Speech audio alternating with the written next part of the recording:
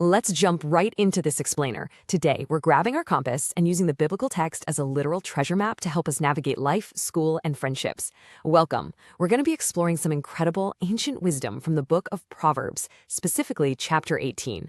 If you've ever felt like growing up, getting along with others, or just making good choices is a bit tough, well, you are definitely not alone. But the great news? We have a map to guide us. Now, let me ask you something. Have you ever lost an argument just because, well, you simply didn't listen? Take a second and really think about it. We've all jumped in way too fast and made a mistake, right? Maybe you interrupted your friend at recess, or you completely assumed your sibling took your favorite game, only to find it hiding right under your own bed later. You get that sinking feeling in your stomach when you realize you were wrong all along. But the amazing thing is, the biblical text has perfect advice for this exact situation. It's like a survival guide written thousands of years ago, but it works perfectly on the playground today.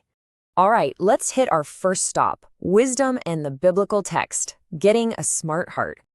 Verse 15 of our reading tells us this: "The heart of the discerning acquires knowledge, for the ears of the wise seek it out." Basically, this shows us that truly wise kids don't walk around acting like they know everything. Instead, their ears are always seeking out new knowledge. Imagine having giant radar dishes on the sides of your head, constantly spinning and scanning for good, helpful information to make you smarter and kinder. That is exactly what a wise person does. But what does that big word discerning actually mean? It just means being able to understand things clearly and make good choices. When you're discerning, you make smart choices, and that actually helps protect your human spirit from being crushed, just like verse 14 warns us about. The text tells us that a crushed spirit is really, really hard to bear. I mean, nobody likes feeling sad or beaten down. So having a discerning heart that stops, thinks, and listens is actually your absolute best shield to protect your own spirit. Moving right along to our next section, listen before you speak, getting the whole story. Verse 13 puts it pretty bluntly. Answering before you listen is folly and shame. It's just silly and honestly kind of embarrassing. We've all been there.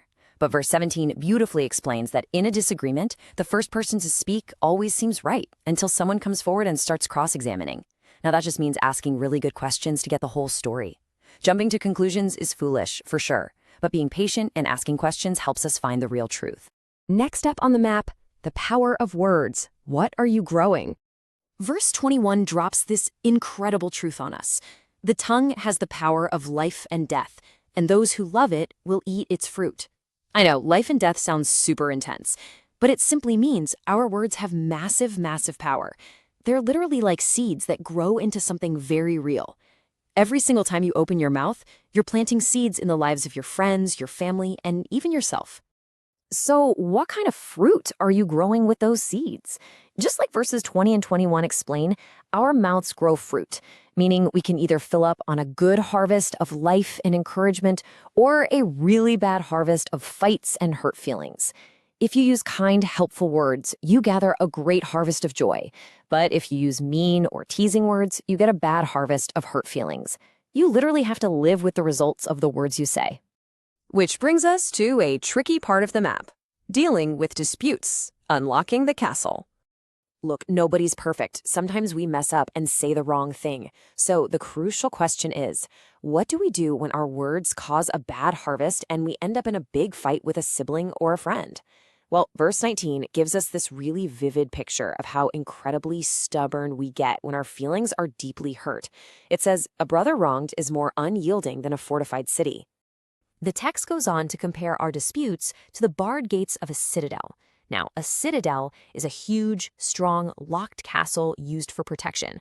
When we fight and hurt each other, we basically turn our hearts into a locked citadel, putting up these huge, heavy iron gates so no one can get in. We're just trying to protect ourselves from getting hurt again. And when your friend or sibling locks their gates, man, it can feel totally impossible to fix things.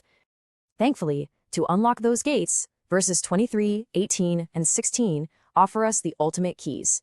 First, verse 23 tells us we can plead for mercy. That means saying sorry and asking for forgiveness instead of just answering harshly and yelling back.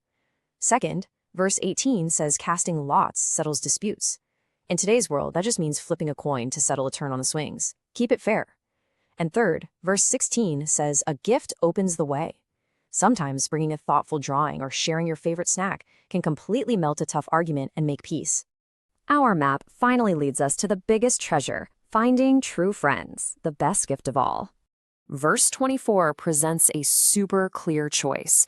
We can either hang out with unreliable friends who soon come to ruin, fair weather friends who totally disappear when things get tough, or we can find a true friend who sticks closer than a brother.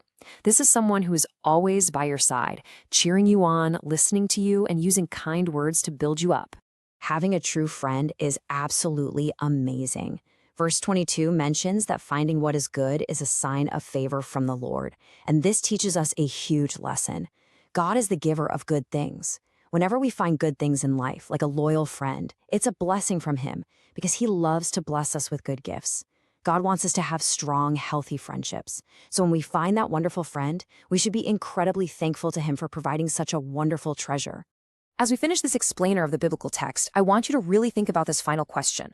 What kind of fruit will your words grow tomorrow? You have the tools now. You know to seek out knowledge, to ask questions and listen before you speak, to plant good seeds with your words, and to unlock that citadel when there's a fight. Think about how you're going to use this amazing wisdom to build better, stronger friendships starting right now. Thanks so much for exploring this treasure map with me, and I absolutely cannot wait to see the wonderful fruit you grow.